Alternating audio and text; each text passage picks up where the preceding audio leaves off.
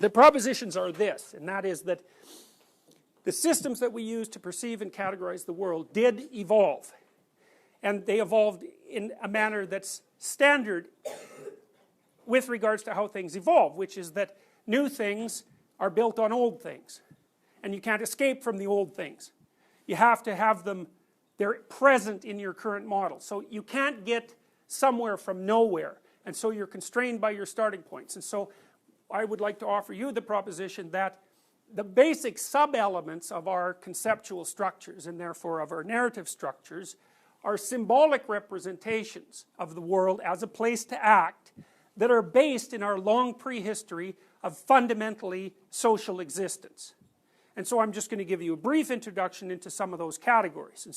And I think that the more probable, the more long-lasting a phenomena is, the more it's probable that a biological entity in contact with that phenomena is going to have adapted to it perceptually, behaviorally, and conceptually.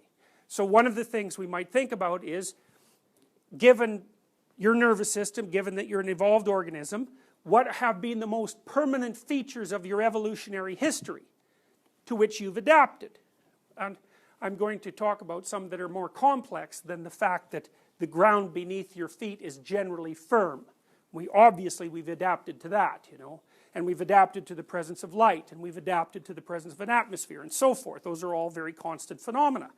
But then there are constants of social being that are virtually as old, and we've talked about that a little bit. One of them I posited was the dominance hierarchy. I gave you some evidence that that's at least 400 million years old. But then there's also the fact of sexual differentiation. You know, one of the fundamental facts of human being and human social being is that there are, roughly speaking, two genders, and that that's permanent. So a masculine element of the social world and a feminine element of the social world are constants, just as the social world is a constant. And then I would say mothers and fathers are very constant.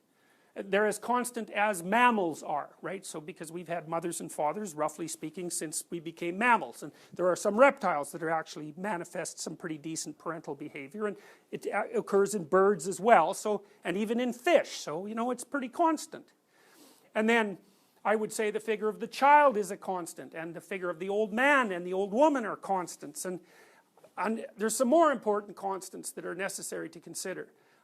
One constant is that you have a territory. The other constant is that there's something outside that territory. Another constant is that you can be prey for a predator. That's a big one. And then another constant is there are predators. Okay, so your conceptual systems, the ones that you utilize today, are going to be grounded in representations, embodied representations, and conceptual representations that have already structured themselves in accordance with the existence of those constants. And you're drawing on them as part of the representational system that orients you in the world.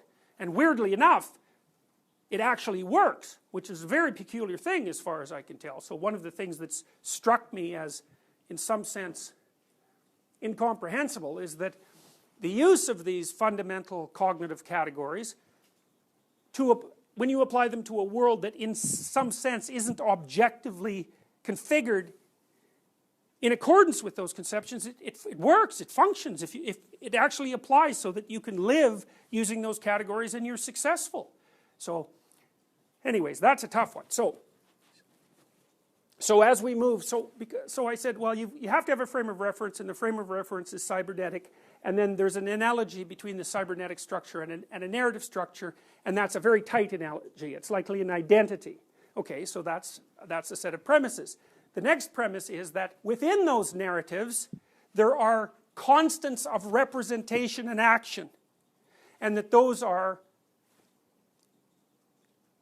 human procedural universals, so things that we do, and then there are human conceptual universals.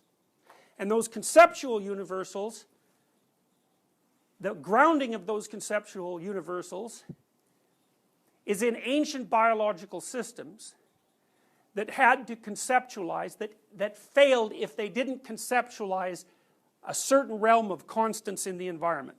And I laid out the constants.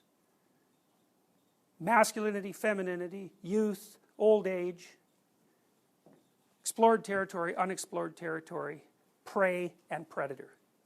Now, I'm not saying that's all of them, because I don't think it is all of them, but we can get an awful long way with just those.